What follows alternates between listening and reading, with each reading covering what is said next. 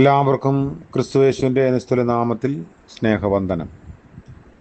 ഇന്നത്തെ നമ്മുടെ ധ്യാനത്തിനായി വിശുദ്ധ മത്തായി എഴുതിയ സുവിശേഷം 23 അധ്യായം 29 മുതൽ 32 വരെ. മത്തായി 23:29 മുതൽ 32 വരെ.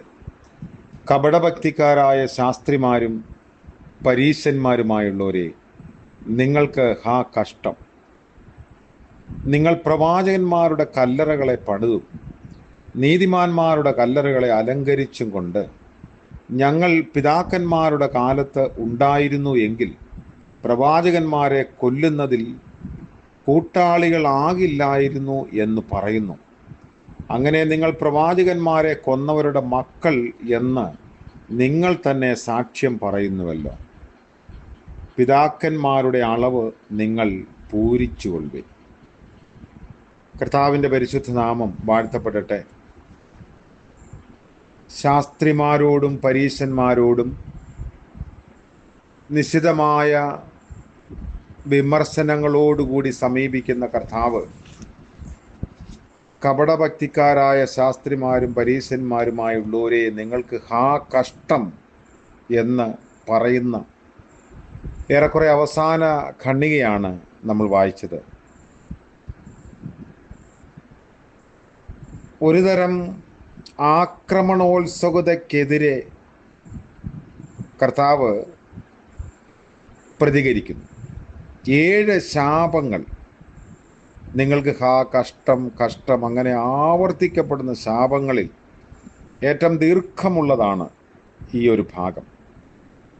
യേശുവിൻ്റെ മരണമാണ് ഇതിൽ പ്രതിബിംബിക്കുന്നത്. തുടർന്ന് നമ്മൾ വായിക്കുന്ന ഭാഗത്ത് അത് കാണാൻ സാധിക്കും. അപ്പോസ്തലന്മാർക്കും ആദിമസഭയുടെ പ്രേഷിത പ്രവർത്തകർക്കുമൊക്കെ എതിരെ യഹൂദന്മാർ നടത്തിയ ആക്രമണങ്ങളെ വിശുദ്ധ മത്തായി വളരെ അപലപനീയമായി തന്നെ രേഖപ്പെടുത്തുന്നുണ്ട്.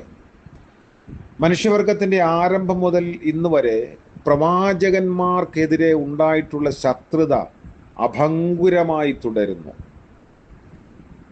പ്രവാചകന്മാർക്ക് വേണ്ടി അല്ലെങ്കിൽ അവരുടെ ശവകുടീരങ്ങൾ പണിയുക, പ്രവാചകന്മാർക്ക് ശവകുടീരങ്ങൾ പണിയുന്നതോടൊപ്പം പൂർവികരുടെ പ്രവർത്തികളിൽ പങ്കാളിത്തം നിഷേധിക്കുകയും ചെയ്യുന്നത് വഴി അവർ കൊലപാതകികളുടെ സന്താനങ്ങളായി സ്വയം ഏറ്റുപറയുകയാണ്. യഹൂദ ചിന്തയനുസരിച്ച് പിതാക്കന്മാരുടെ സമ്പത്തിൽ മാത്രമല്ല, പാപത്തിലും മക്കൾ അവകാശികളാണ്.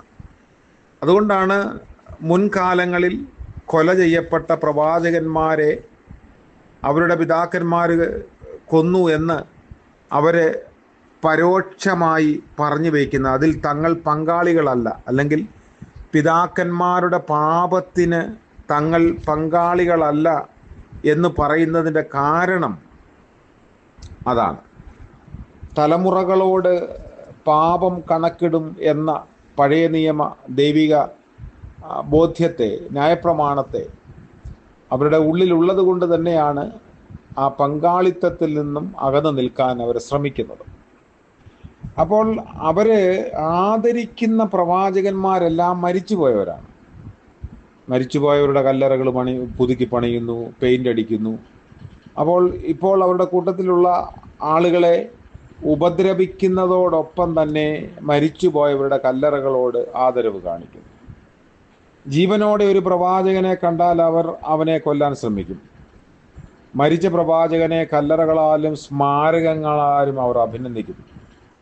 എന്നാൽ ജീവിച്ചിരിക്കുന്ന പ്രവാചകനെ പീഡയാലും കൊലയാലും അവർ അനാദരിക്കും. ഇതൊരു വലിയ വൈരുദ്ധ്യമാണ്. നമ്മൾ ജീവിക്കുന്ന ഇന്നത്തെ കാലഘട്ടത്തിലുമൊക്കെ ഇങ്ങനെ ചില കാര്യങ്ങൾ കാണാറുണ്ട്. ജീവനോടിരിക്കുമ്പോൾ ലഭിക്കാത്ത സ്നേഹം, ശുശ്രൂഷ, കരുതൽ, ചേർത്ത് നിർത്തൽ, ഇതൊന്നുമില്ലാതെ തികച്ചും അവഗണിച്ച് മുന്നോട്ട് പോകുന്ന ആളുകളും പ്രിയപ്പെട്ടവരും ആ ആളിൻ്റെ മരണശേഷം നടത്തുന്ന ചില പ്രതികരണങ്ങളും വാക്കുകളും ഭയങ്കര അതിശയം തോന്നുന്ന വിധത്തിലാണ്.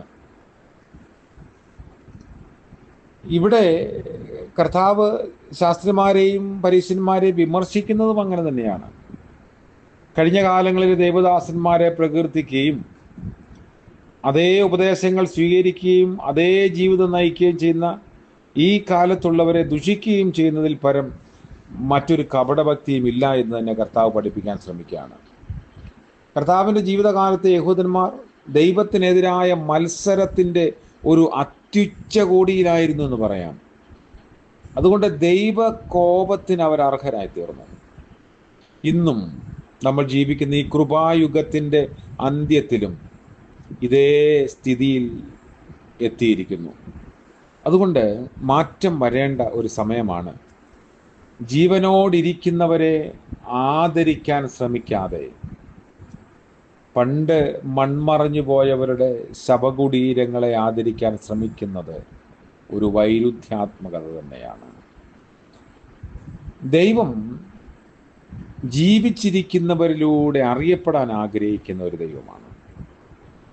ആ ദൈവസന്നിധിയിലാണ് നമ്മൾ ജീവിക്കുന്നത്. ആ ദൈവത്തെയാണ് നമ്മൾ ആരാധിക്കുന്നത്. നമ്മിലൂടെ അറിയപ്പെടാൻ ആഗ്രഹിക്കുന്ന ഒരു ദൈവമുണ്ട്. ഇന്നലകളിൽ മൺമറഞ്ഞു പോയവരിലൂടെ ദൈവം അറിയപ്പെടുന്നുവെങ്കിലും ജീവനോടെ ഇരിക്കുന്ന നമ്മിലൂടെ അറിയപ്പെടാൻ നമ്മുടെ ദൈവമെന്ന് മറ്റുള്ളവർ പറയാൻ വിധത്തിൽ നമ്മുടെ ജീവിതങ്ങളെ ദൈവസന്നിധിയിൽ അത്രമാത്രം സമർപ്പണമുള്ള ജീവിതങ്ങളായി മുൻപോട്ട് നയിക്കണം. ഇന്ന് നമ്മോട് നന്മ ഉപദേശിക്കുന്നവർ, നന്മ സുവിശേഷിക്കുന്നവർ നമ്മാൽ ആദരിക്കപ്പെടണം. ആരോഗ്യപരമായി നമ്മെ വിമർശിക്കുന്നവരെ സ്നേഹിക്കണം, അവരെയും ആദരിക്കണം, അനാദരിക്കരുത്. കർത്താവ് നമ്മളെ അനുഗ്രഹിക്കട്ടെ. പ്രാർത്ഥിക്കാം. കരുണയുള്ള കർത്താവേ, പുതിയ ദിനത്തിനായും അതിൻ്റെ സാധ്യതകൾക്കായും സ്തോത്രം. ഈ പ്രഭാതത്തിൽ അവിടുത്തെ സന്നിധിയിൽ ഞങ്ങൾ തിരുമുഖത്തേക്ക് നോക്കുന്നു.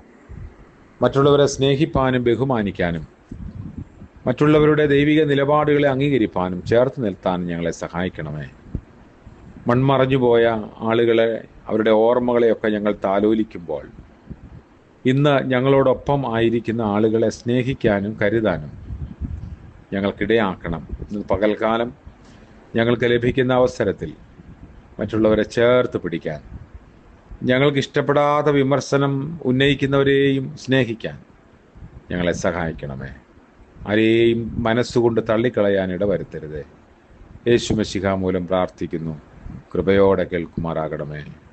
ആമേൻ. സകല ബുദ്ധിയെയും കവിയുന്ന ദൈവത്തിൻ്റെ കൃപയും സമാധാനവും നമ്മോടുകൂടെ ഇന്നും എന്നേക്കും ഉണ്ടായിരിക്കുമാറാകട്ടെ. ആമേൻ.